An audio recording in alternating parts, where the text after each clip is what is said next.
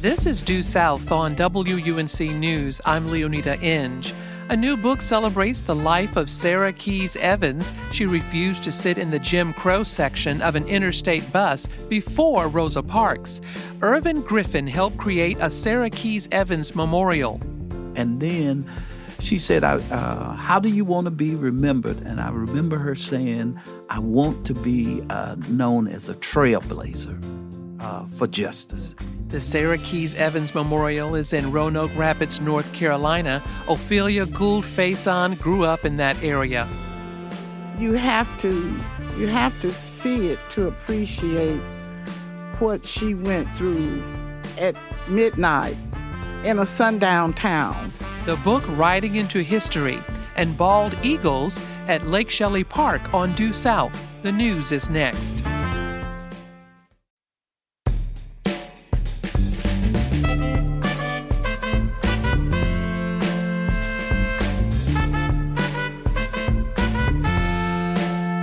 From the studios of WUNC News in Chapel Hill, this is Due South. I'm Leonida Inge. Rosa Parks is known as the woman who kicked off the Montgomery bus boycott in Alabama, which birthed the civil rights movement. Today, we continue to learn about the heroic acts of Black Americans who sparked activism during those pivotal years of change. One of those notable Black Americans is the late Sarah Keys Evans of Washington, North Carolina. She was an Army private in 1952 when she was arrested for not moving to the Jim Crow section of a Carolina Coach Company bus in Roanoke Rapids. Here is Evans in 2020, reported by WUNC's Jay Price. And I told him I was comfortable with where I was. The driver then ordered everyone but her onto a different bus. Keys got off to try to figure out what was happening. And when I got to the ticket window, the lady pulled the curtain down and dimmed the lights. It's sort of like in a movie, you know? Keys turned around and saw a tall Black man pushing a broom. And he said to me, "Miss, don't you know where you are?" I said to myself, "Oh, God, Sarah, you are in trouble." Now, this was 1952 when Sarah Keys Evans began her entanglement in good trouble, a term made popular by civil rights icon Congressman John Lewis. That was 3 years before Rosa Parks was forced off a bus and into history. The story of Sarah Keys Evans is now being shared and taught in classrooms. Amy Nathan co-authored a book with Evans titled Riding into History, the surprising story of Sarah Keys Evans and the fight to desegregate bus travel. Amy, welcome to Due South. No, thank you for having me. So when did you stumble across the life and times of Sarah Keys Evans? It was not in her native home state of North Carolina, was it? No, it was in Washington, D.C. I was working on a book for National Geographic on the history of women in the U.S. military from the Revolutionary War onward. And I just, there was a military women's memorial had just recently opened. And I went into their museum, and there on the wall was a plaque that told about the victory that Sarah Keys Evans won, and with the help of her lawyer, W. Johnson Roundtree. These were two women who had been in the Women's Army Corps, and so they were regarded as military heroes by the Military Women's Memorial. In fact, the head of the Military Women's Memorial liked to call Sarah Keys the Army's Rosa Parks. And so I was astonished because I had majored in history in college and I had done a lot of reading on the civil rights movement, and I had never heard of this victory. So they put me in touch with Mrs. Evans, and I called her and started interviewing her, and continued interviewing her and just talking with her, meeting with her. We became friends for about 20 years. And we self-published a little book about her in 2006, which told about her victory. It was a book for children. We couldn't find a regular publisher who would publish it, so we self-published it.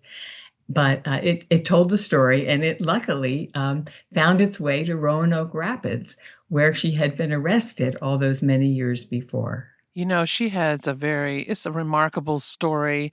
I don't think a lot of folks know that there was another Rosa Parks or someone before Rosa Parks. But you know what? There is a section of the book, Writing into History, where you actually list the names and short stories of several people that you call the Transportation Heroes Brigade. You know, you go back to before the Civil War, just listing Black people who were forcibly ejected from train cars and buses.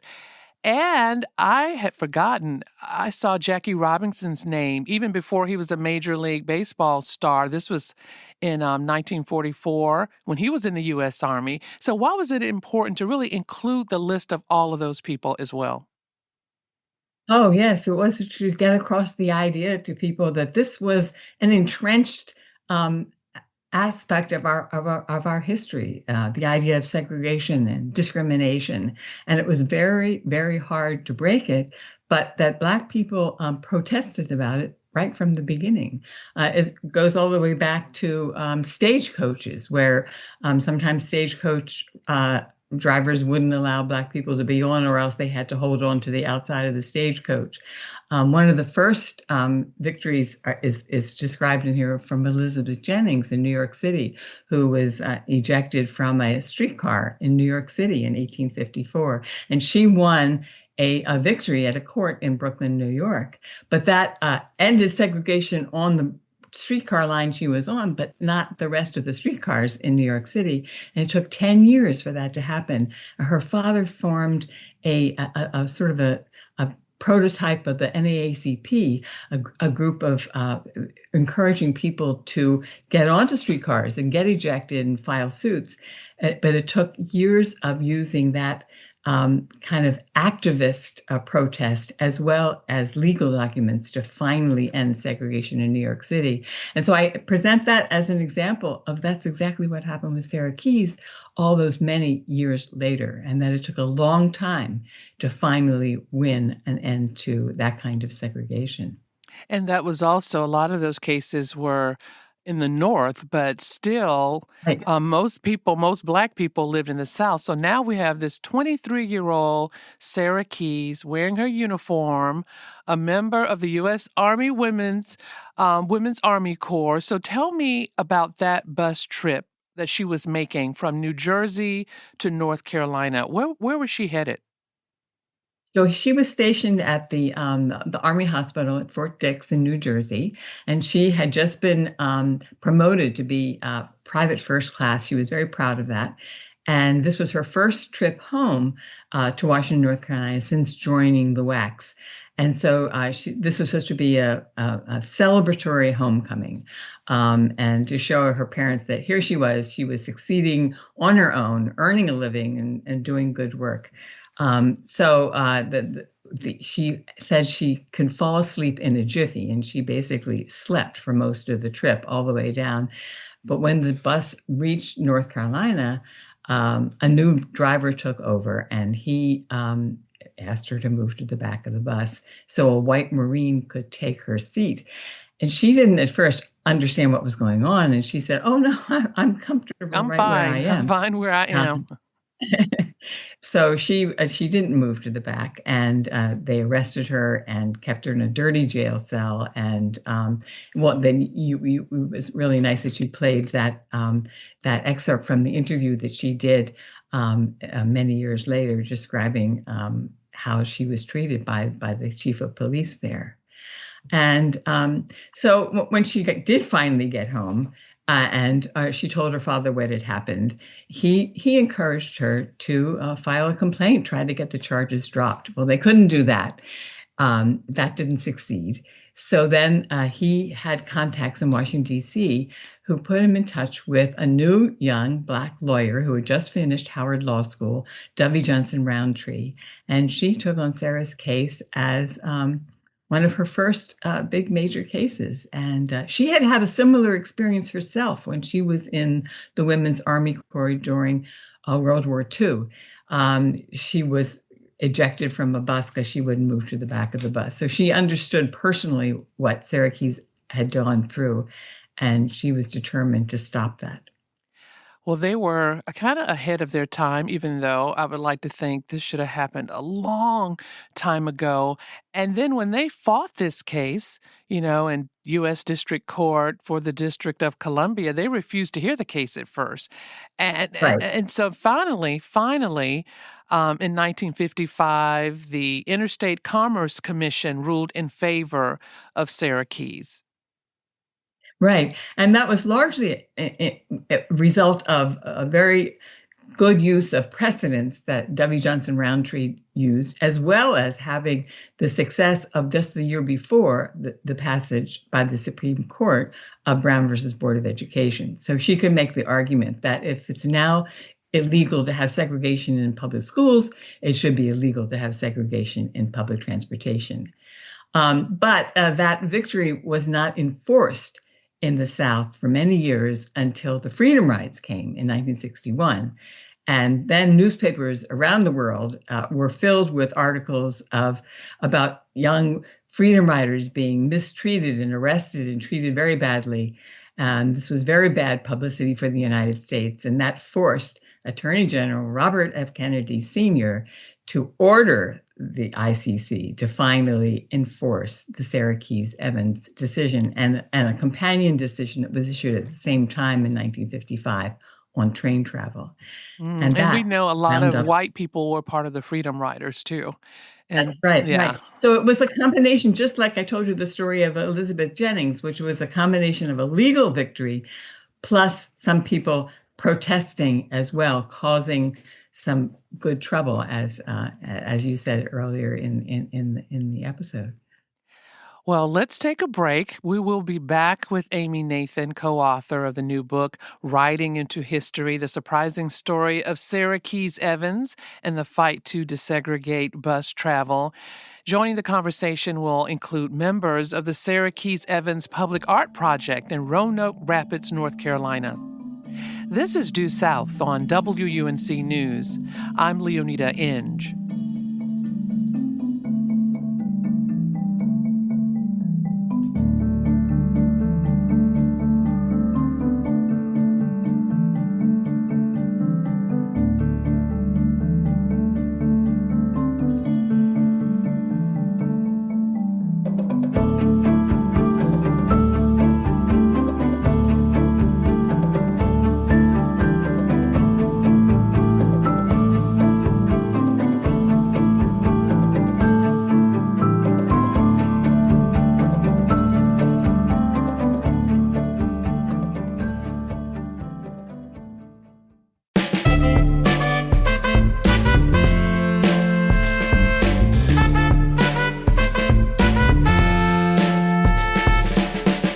This is Due South on WUNC News. I'm Leonida Inge. Traveling by horse, train, bus, or car was not an easy feat for Black Americans before, during, or after the Civil War. In fact, it could be deadly. Private First Class Booker T. Spicely was shot and killed not far from this studio in Durham, North Carolina, by a white bus driver who was upset Spicely questioned being ordered to take the back seat of a city bus. This was in 1944. In 1952, Sarah Louise Keyes, in her Women's Army Corps uniform, was forced off a bus in Roanoke Rapids, North Carolina, for not moving to the Jim Crow section. She was arrested and sent to jail. The jailer came the next morning, took me to the chief of police, and the chief of police said, "Is that a uniform you're wearing?" I said, "You mean to tell me you don't know the color of the United States Army uniform?" So he said to me, "That's why you spent the night in jail, because you're too damn smart." That was archival audio of the feisty Sarah Keyes Evans in a story by WUNC News reporter Jay Price. Well, we're continuing our conversation with Amy Nathan, co-author of the new book, Writing into History, The Surprising Story of Sarah Keyes Evans and the Fight to Desegregate Bus Travel. Also joining us, two people who have been critical in sharing Sarah Keys Evans' story with the public. Dr. Ervin Griffin is the president emeritus of Halifax Community College and one of the Roanoke Rapids educators who helped install a monument honoring Sarah Keys Evans. Dr. Griffin, welcome to Due South. Thank you for inviting us. Also here is Ophelia Gould-Faison. She helped lead the Sarah Keys Evans Public Art Project in Roanoke Rapids. Ophelia, welcome to Due South. Thank you. Glad to be here. Well, to Amy, I have to go back to you for a moment. Tell us about your relationship with Sarah Keys Evans. Again, I know she died in 2023, but you got to know her well over, 20 plus years. Did she have a big personality? Was she soft-spoken? She sounds kind of feisty. Did she ever really seem surprised by her growing civil rights celebrity? Well, she was a very reserved person, and she was not, you would not call her feisty at all. She was very reserved. And she was very reluctant to tell many people about what she had accomplished because being arrested had taken her by surprise. And in fact, she gave a talk many years later to a group of high school students in New Jersey, and she recalled that statement that you just played, where the chief of police said, "That's why you spent the night in jail, because you're too damn smart," because she had said, "You mean you don't know what the color of an army uniform is?" And she told the students that she began to realize, well, maybe she shouldn't have said that. And she also said that when she did a recording for the project that Dr. Griffin was part of, that made her realize that maybe she shouldn't just speak before thinking. And she became very reluctant to actually talk about it if she wasn't sure that the people who were listening wouldn't be supportive. Well, we needed her to speak up, and we're so glad that she did. I know a young Sarah Louise Keys, she was proud of her time in the U.S. Army, right, in the Women's Army Corps, because during those years, especially after, World War II, makes me think of the Korean War, it was just common for soldiers to travel wearing their dress uniforms. But history tells us that Black people wearing the uniform made racist white people even more mad and racist. I mean, did she, realize this? Because when we think of even Booker T. Spicely, even Jackie, they all had on their uniforms when they were really told you were less than and get in the Jim Crow section of the bus. Well, I think that's what made her so offended by what had happened. And when she decided to protest with her father and file a legal case, she said it was because it was a matter of moral principle. "I knew I had been unjustly accused of disorderly conduct," she said. "I believe in people being treated right and treated fairly no matter what the situation." So she filed her legal suit as a matter of moral principle. And so I said that she was reluctant to tell about it. But when she was speaking to a group of people who she knew would have supported what she had done, like the committee, Dr. Griffin's committee, and when she spoke to those high school students, she was very open about speaking about what she had done and encouraging the young people to continue fighting for our rights. So, but the surprise arrest had taken her by surprise and made her reserved in many ways since then. I went to a celebration of her at the Brooklyn office of the Department of Justice, where she was given an award, and she invited some people from her apartment building where she had lived for more than 30 years. And they came to that ceremony, and I met them there. They told me they had never known that she had done that. She had not even told them, because she just didn't want to get in trouble again. And it was her case that made sure that Rosa Parks and the lawyers in Montgomery and even Dr. Martin Luther King, that they had all that they needed to really blow this up, right? Dr. Griffin, tell me about how you first heard of Sarah Keys Evans and that story. Well, we had been working on a number of things with the SCLC, and I have to say the leader of our project was Dr. Charles McCullum, And Dr. McCullum has transitioned in the last 3 or 4 months, and I just want to make sure that we put that out there that Dr. McCullum, honor him. He was definitely one of the people who headed up our project. First heard about Sarah Keys Evans when the SCLC had a program, and they honored a drum major for justice. And we had went to the program, and there was Sarah Keys Evans on the phone, and she was talking about the things that happened to her. I think was that 2016, 2014, before we did the project. And then she said, how do you want to be remembered? And I remember her saying, I want to be known as a trailblazer for justice. Mm-hmm. And if you think about what's going on now, everybody's using that word, trailblazer. And that's when I became aware of her. And then Rodney, of course, Delegate Rodney Pierce, brought more things forward. And we moved forward from there. So, Ophelia, tell me about how did you hear about Sarah Keys Evans? So that means you live in Roanoke Rapids, and you had not heard what happened. Is that what you're saying? Exactly. Wow. I'm really a native of Littleton, which is about 20 miles east of Roanoke Rapids. But as Dr. Griffin stated, I am a member of the Southern Christian Leadership Conference, Roanoke Valley chapter, and we were having our annual gala, and we honored those persons who have enriched and had a positive effect in our community.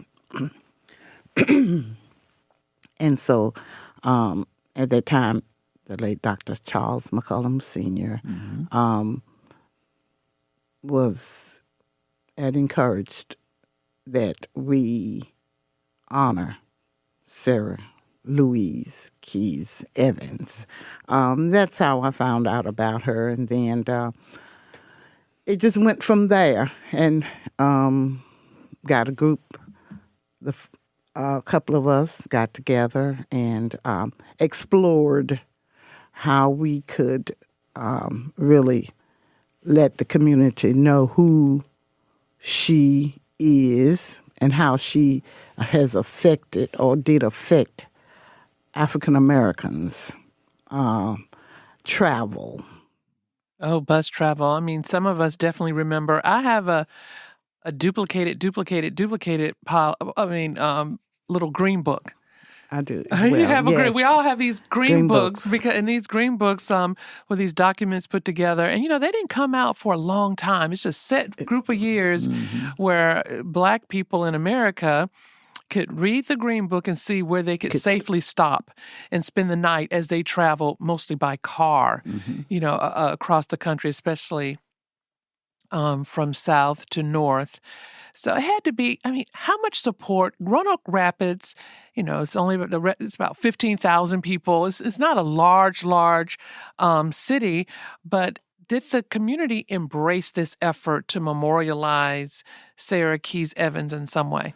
I think they did in certain ways. The reason why we knew about it is one person. I was on Main Street, Roanoke Rapids board, and the director said, here's a project that you might be interested in from the Z. Smith Reynolds Foundation to honor little-known people, especially women who might be African American.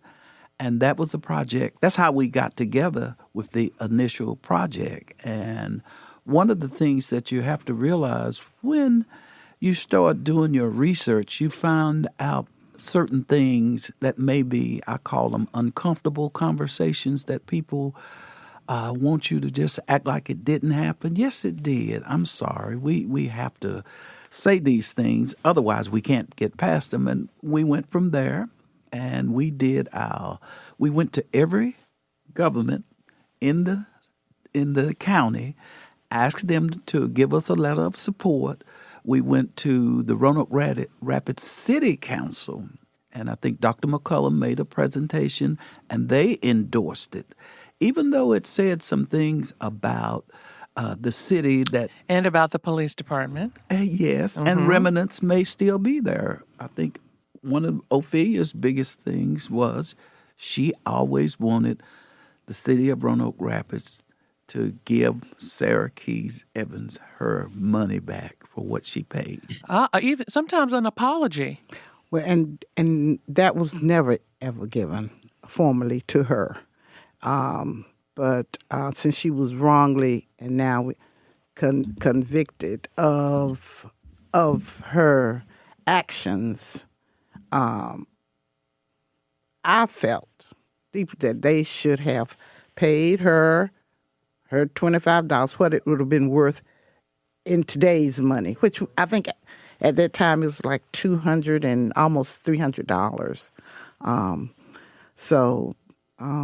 But we did. We went around the county, shared with municipalities what we were about, what was going to happen if they would support, and the municipalities did.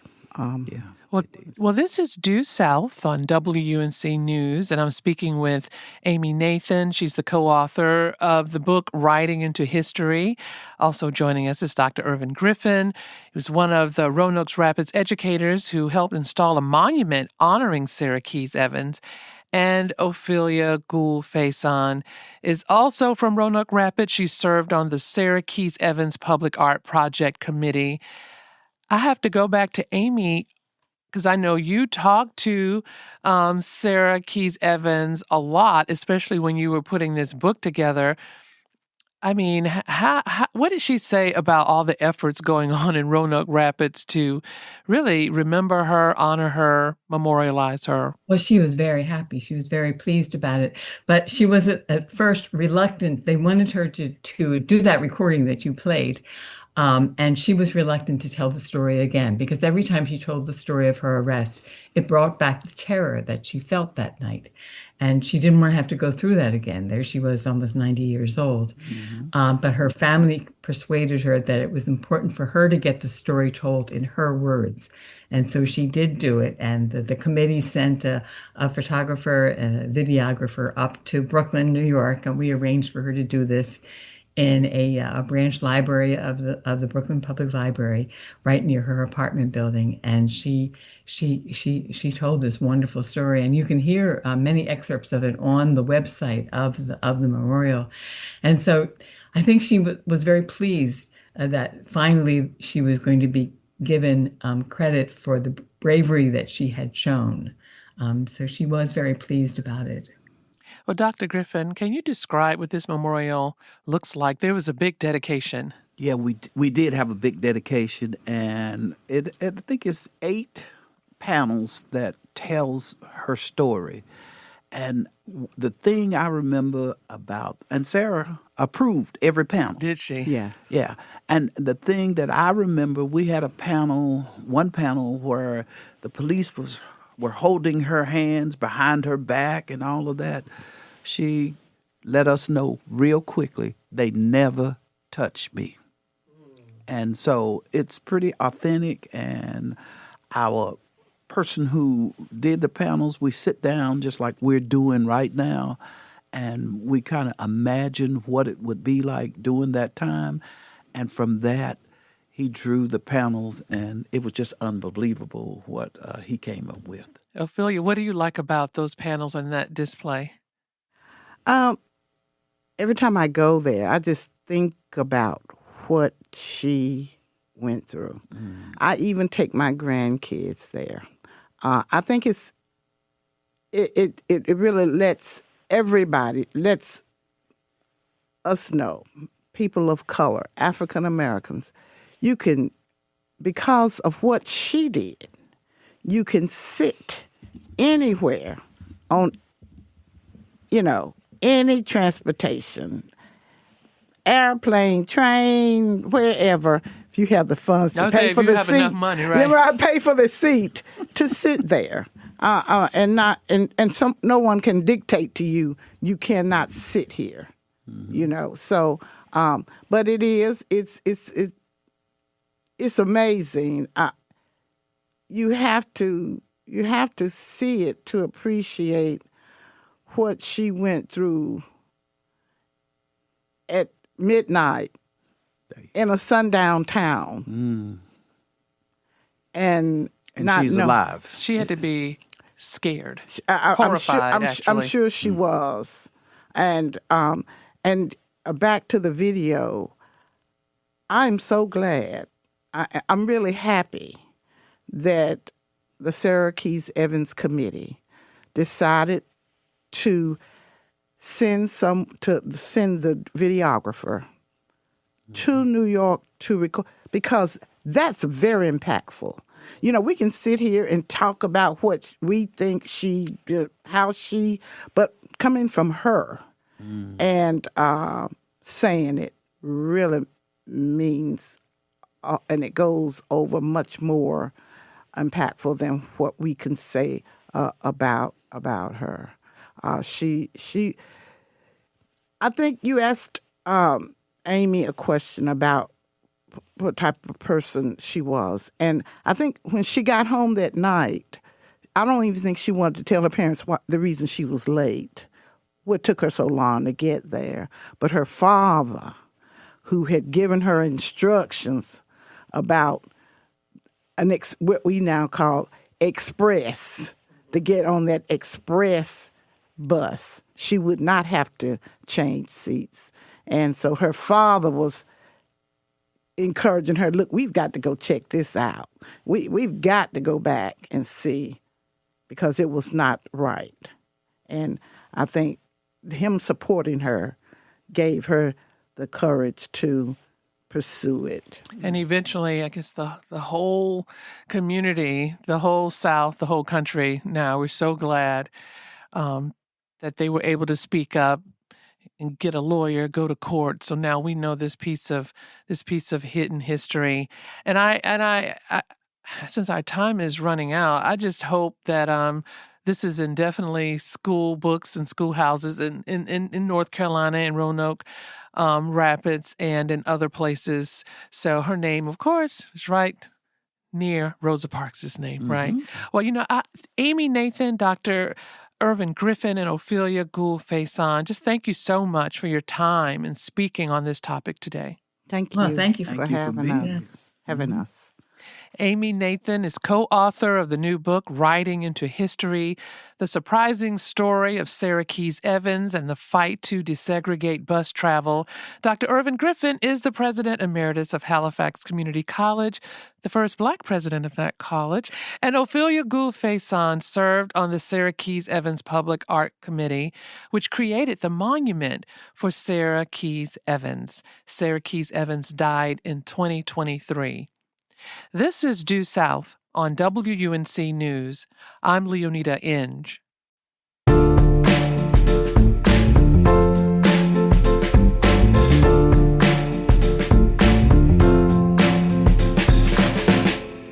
Welcome back. It's Due South on listener-supported WUNC News. I'm Jeff Tabiri. Raleigh's lush green spaces have long been a home to towering oak trees, and now some feathered neighbors are taking part of the spotlight. In recent weeks, flocks of birdwatchers have headed over to Lake Shelley Park in Raleigh to witness the newest member of a bald eagle family. Our resident bald eagles are named Shelley and Raleigh, and they have lived in the park since 2017. Here to tell us more about the bird watching and what's going on in Raleigh are Sean Goff, Land Stewardship Program Manager for the City of Raleigh, and Sydney Merrill. She's the Invasive Species Program Assistant Coordinator for Raleigh Parks. Sydney helps in managing invasive species, largely plants, in greenways and parks across the city. Sean and Sydney, welcome to Due South. Thanks for having us. Hi, thank you for having us. I'm not a birder. Don't get mad at me. I love eagles. But all right, so did you know that this edition was coming, and for how long, and how did you get ready? So the new eagle's name is Solo, and he was given that name because this is the first year that this breeding pair, Shelley and Raleigh, have had just the single eaglet. Now, they started back in 2017, and each year from 2017 into 2018, they had up to two. There were a lot of sort of unfortunate circumstances in their first several years of attempting to breed where they had eaglets fall out of the nest, and some of them were rehabbed and released. Some of them didn't quite make it. So over the years, they've had at least 2, and then this is the first year that they've had 1. So we were certainly aware of the nest for a long time. We always sort of start to look out for them about October, November every year is when the breeding pairs return. Okay. Typically they return, they'll sort of start their courtship again. They'll do some nest building and nest maintenance because they typically return to the same nest. Eggs are laid sometime in January, and typically you'll start to see the little fuzzy bobblehead of the baby eagles right around February.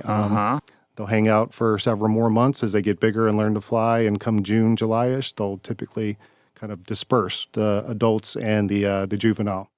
And mom and dad come back. Mom and dad come back, yep. So it's an interesting situation here where we have this what we consider a mated pair, although without doing some sort of official bird banding or, some way to really track them, it's an assumption on our part. It's understood. Yeah, and the eagles typically will mate for life, but we don't know in the off season if something were to happen, they'll typically will find another mate, and depending on when and where that is, they may return to the same nest. So for the sake of the storytelling, and because we've got some decent photo evidence, we're pretty confident that this is the same mated pair that's been there for, I think this is our 9th year now. Okay. All right. Just for a little geographic context here, Lake Shelley is near North Hills in Raleigh, near 440. Lake Shelley is teeny tiny relative to Falls Lake, near where I live, and Jordan Lake.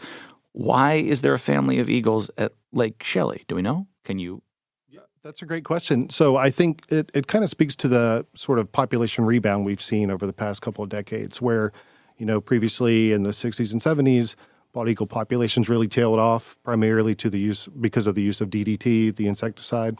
But when you have birds moving into a certain area, they are somewhat territorial. So we do have several nests around Falls. We do have several nests around Jordan that have been there for a long time. So I think what we're seeing now are eagles more willing to venture into sort of the urban landscape and find appropriate nesting sites. And while Shelley is certainly small compared to those larger lakes, there's plenty of resources and fish. All right. So we've got Shelley in Raleigh at Lake Shelley. Are those the only 2 there? Are there other bald? I mean, obviously the baby solo. Are there other eagles there at Lake Shelley Park? So not that we know of nesting there. We do know of 2 other nests within sort of our Raleigh Park system. One of them is over by where Raleigh Boulevard and Crabtree Boulevard intersect. It's a Greenway parcel. Okay. And then another one is a little further north. It's a Thornton Road property, so it's closer to, I guess, the Perry Creek Highway 1, Capitol Boulevard intersection. Okay. So those are the 2 that we know of and that we're constantly monitoring. I'm confident that there are more out there, even on our park properties. We just need more opportunity to get out and survey and look for them. And I think in a lot of the cases, something that's been really helpful is the community engagement, because typically we learn about these nests from the community, the neighbors. These nests, is it the same nest year after year? Do they touch it up? Do they add sometimes like man-made things to the nest? That's a great question. I have seen, I don't know about these birds in particular, but I have seen examples where there have been interesting things found in eagles' nest. Sometimes bones, sometimes, pieces of hard-cut lumber, anything that the birds can theoretically carry that they feel like will help with the structural integrity of the nest. I think they're willing to bring in. But yes, they do typically come back to the same nest. They'll rebuild and maintain and touch it up. Although they are known to occasionally switch nesting locations. And in the case of Shelley and Raleigh in 2025, they actually moved from the nest tree that they had been in for 7 years prior to that and moved their nest to a tree about 150, 200 feet away. So not a big move, but an interesting, sort of occurrence where we're wondering why maybe some trees grew up around their old nest and they didn't really feel like it was an ideal site anymore. So they moved to sort of a more exposed pine tree, just, literally a stone's throw away. Sean Goff is Land Stewardship Program Manager for Raleigh Parks. Sydney Merrill is the Invasive Species Program Assistant Coordinator for the City of Raleigh. All right, so these birds are big. I mean, I've seen hawks, I've seen owls near my house. I have not seen an eagle close to where I live. There is the bald head, but tell us how you know it's a bald eagle. Tell us why it's called a bald eagle. I would say it's a bald eagle mainly because of the white head. They're much, much bigger than any sort of hawk or owl that you might see. When you say bigger, wingspan mainly? Bigger wingspan, okay. bigger just body size. Bigger body, okay. I don't know other ways. Yep. So typically in eagles and other raptors like eagles, the females are a little bit bigger. So females can have wingspan 7 to 8 feet. Males 6-7 feet, potentially. They are, for folks who aren't as familiar, turkey vultures are a very common bird that people see, very large bird. And so they are a shade bigger than turkey vultures or even some of the black vultures. Those are not small. Yeah. Mm-hmm. When's the best time to see them? So the best time to see them typically, and it's kind of interesting. One of the best times to see them is in that sort of October through November into December timeframe when they're returning to the nest because it's just the two adult pairs at the time. They're doing the courtship, which involves some really neat aerial displays, some aerial flights. They're doing the nest maintenance. So they are constantly out and about. And then once the egg arrives, you may be lucky to see one of the adults at any given time because they do co-parental care. Okay. So the female and the male will both incubate the egg. It's good equity. While the other one, that's right. I like it. While the other one runs out and gets something to eat, and typically we'll bring it back to the nest. Okay. So during that time, it's a fairly sensitive time where they are, doing their best to make sure that the whatever sort of young that they've produced make it. We try to limit sort of human disturbance during kind of that November through January timeframe. But once they have an egg, especially once that egg is hatched and they have an eaglet in the nest, there's a lot more investment there, so there's less of a chance of abandonment. So then the next best time would be kind of in that February through March timeframe when the eaglet's getting bigger, both parents are kind of back and forth through the nest.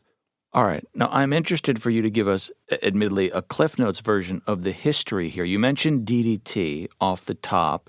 This ties in, if I've got it right, with some EPA standards that were reestablished or established several decades ago. But this has really changed the course of eagle populations throughout the state, throughout the region, right? Absolutely. Yeah. So hopefully I'll hit my dates right. But in the 40s through the 60s, DDT was widely used in agricultural settings as an insecticide, sort of broad spectrum. And one thing that they sort of realized shortly after, the 60s into the 70s were these massive declines in not only bald eagle populations, but also other water bird type populations, really birds like herons, osprey, other birds that rely on fish as the majority of their diet. What they discovered was runoff from these applications of DDT were getting into the water. They were sort of accumulating in the fish. The fish were then eaten by the birds. The birds then internalized and could not sort of process the DDT. And while it didn't necessarily have the acute effect of making the birds sick, it did have the impact of making their eggshells thinner. So they couldn't produce thick enough eggshells for them to actually be able to incubate. They would sit on these eggs, the eggs would crumble, and that would be your year's reproduction effort gone out the window. Wow. So I think it was, late 60s, early 70s, the numbers had plummeted to somewhere over, right around 400 nesting pairs in the continental U.S. In the continental U.S.? That's right, wow. Yeah. And Alaska's always had a pretty healthy, robust population, but 400 pairs is pretty astonishing. Are these eagles predators to little dogs or cats or guinea pigs or bunnies? Are they, like, if you've got small pets in the area, do you need to be aware of what's circling up high? So I would like to say no, because I don't want to start any sort of concern, but they do eat things beyond fish. I think fish probably make up, I've seen numbers anywhere from 80 to 90% of their diet, but they're also known to go after, other water birds like ducks, geese, cormorants, herons. If they can get a chance, they'll eat turtles, snakes. So I'm not saying if you've got fluffy little chihuahua running around, not on a leash, that he's not sort of potentially on the menu. Hopefully not. But it's a good idea, especially if you're in an area like that, to make sure you've got your pets on a leash or at least sort of in hand and under control. Sydney, how do eagles dovetail with invasive species or plants? They're not invasive. No, so they're not invasive. They're one of our native wildlife. The invasive species program focuses on controlling the invasive species that are across Raleigh parks, really trying to enhance the native biodiversity. So my program, deals with the invasive species, let's say at Shelley Lake, and then that helps the eagles find the native fish or just any other resources that they might need. So it helps enhance their environment. What are a couple of tips for people who are heading outside to Raleigh parks? I don't want to say mistakes. Like, that's not the word. I'm grasping here. But like, what is the not like the first layer of advice, but what's the second layer of advice that you want park goers in Raleigh and Wake County and in other areas to be thinking about and to know, specifically as we think about maintaining and restoration? Yeah, no, that's a great question. I would say probably I want people to be aware that they are treading in a natural area a lot of the times. We have snakes, bugs, other animals that are native to North Carolina that some people might be kind of scared of. And so just being aware that they're there, being aware that you are entering their environment, and just like being mindful of that and, keeping your eyes out for any sort of thing like that. And, leave no trace, try not to leave trash behind. That impacts the wildlife pretty greatly. I don't know, Sean, if you have any other. Yeah, no, I think that's an excellent sentiment. Making sure that people not only are aware of the natural beauty, but also sort of the potential risk, making sure that we are doing our job in terms of promoting sort of the engagement. We want people to really appreciate the natural areas, especially in an urban setting like Raleigh, where I feel like, we're not out west, we're not managing hundreds of acres of contiguous land. So our parks and parcels are, I think, inherently magnified in terms of their ecological value. So making sure that people sort of understand that, respect that, and, are interested too. We want to keep people engaged and interested, and we do whatever we can to hopefully provide some sort of education and outreach. You mentioned, so we've got Shelley and Raleigh, mom and pop, and then we've got Solo. You mentioned some of the other eaglets who have not made it in recent years. If you were to come across, if a listener is to come across what appears to be an injured bird, eaglet or a full-grown bird, what are the best practices? Yep. So I think the first thing would be to try to reach out and contact either a local wildlife rehabilitator, or your probably best avenue is to reach out to the North Carolina Wildlife Resources Commission. You can find their information online. There are local biologists in this area that can either come and help secure the bird, or at the very least give you some instruction on best practices for maybe keeping people away, keeping an eye on the bird so that when the rehabilitators or the rescuers do get there, they're able to locate and track down the bird. Unfortunately, in at least one of the situations with, I want to say it was either the 2019 to 20 year, or maybe it was the 2018 into 2019 year, there was an eaglet that fell from the nest that sort of just disappeared. It kind of wandered off into the woods and the thicket, and maybe I think some of the hypothesis is maybe it became entangled. At that point, it's pretty vulnerable. So, we do have coyote, we do have foxes. So we imagine maybe that sort of became its fate. But sort of another reason why we like to manage invasive species is because we are trying to create that ideal habitat. And in most situations, if an eaglet were to fall out of the nest and it was relatively mature, it would be able to kind of hop its way back up to a higher limb. It would be safe and protected, and the parents would continue to care for it. So interesting sort of anecdote. After the first 3 years, they had at least one chick fall out of the nest each of those years. We went out and we established what they call a hacking platform. So on a tree very close by, we put a sort of steel crate platform where if we were to ever have another eaglet drop, we could put the eaglet back on this platform, and instead of having to take it into a rehabber and kind of take care of it and then potentially release it somewhere else later, since we put the platform up, we haven't needed it. So maybe it was, sort of causation where, you go and you make the contingency and you never actually need it. But my assumption is, they're getting better at parenting. They are learning, nest construction and stuff like that. I don't want to personify them too much, but they are very similar to people in that young adult eagles make mistakes, right? And so the first 3 years, we think they were kind of getting the hang of it, and now they seem to have a pretty good knack for it. We all make mistakes.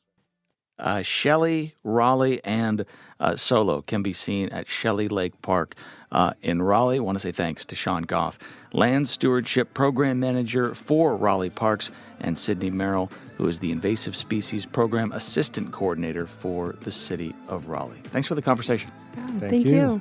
I'm Jeff Tabiri. This is Due South on WUNC News. Thanks for joining us. We'll talk to you again tomorrow at noon.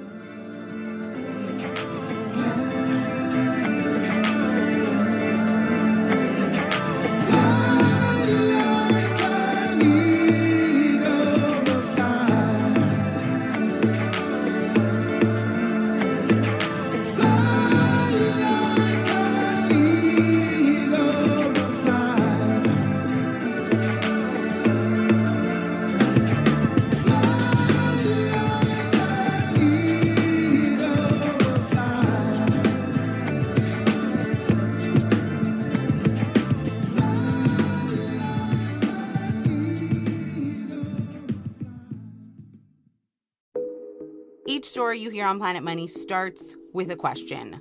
What happens if we refund tariffs? Why are groceries so expensive? At NPR, we stand for your right to be curious, because the forces shaping our world can be hard to see. Follow NPR's Planet Money wherever you get your podcasts and start seeing how the economy really works.